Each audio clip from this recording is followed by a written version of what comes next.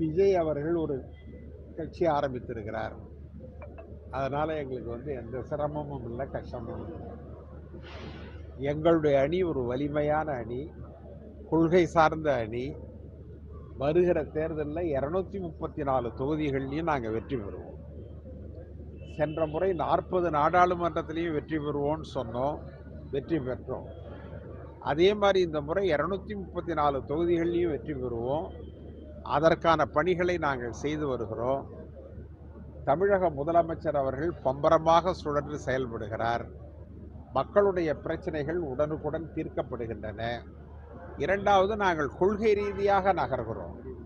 மற்றவர்களைப் போல எங்களுக்கு தனிப்பட்ட அஜெண்டா எதுவும் கிடையாது.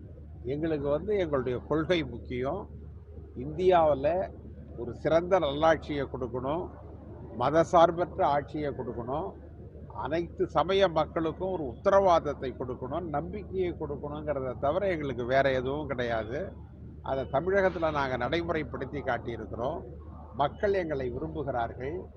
இவங்க என்ன செய்கிறாங்கன்னா, ஆர்எஸ்எஸ் ஒவ்வொருத்தவங்களையும் புதுசாக அனுப்பி எங்களுடைய கூட்டணியை சிதைக்கலாம் என்று அவர்கள் முயற்சி செய்கிறார்கள். ஒரு நேரத்தில் அண்ணாமலையை இறக்கி விட்டாங்க, ஒரு நேரத்தில் எடப்பாடியை இறக்கி விட்டாங்க, இப்போ விஜய் வந்திருக்கிறார். திருமாவளவன் அவர்களை ஏதோ அவர்கள் தங்களுடைய பக்கம் இழுத்து விடலாம் என்று தவறாக கணக்கிட்டார்கள். திருமாவளவனை பற்றி எனக்கு நன்றாக தெரியும். இன்னும் கொஞ்சம் அதிகமாகவே சொல்கிறேன். அவரை பற்றி அவருக்கு தெரிவதை விட அவரை பற்றி எனக்கு நன்றாக தெரியும். மிக உயர்ந்த லட்சிய பிடிப்புடைய ஒரு அரசியல் தலைவர் அவர். கொள்கைக்காக எதையும் இழப்பார். ஆனால் கொள்கையை இழப்பதற்காக எதையும் அவர் பெறமாட்டார். அந்த உறுதியும் பேராண்மையும் அவருக்கு உண்டு. அவரை இவர்கள் மடக்கலாம் என்று கருதினார்கள். அதில் மிகப்பெரிய தோல்வி அடைந்தார்கள். அதுவே எங்களுக்கு முதல் வெற்றி.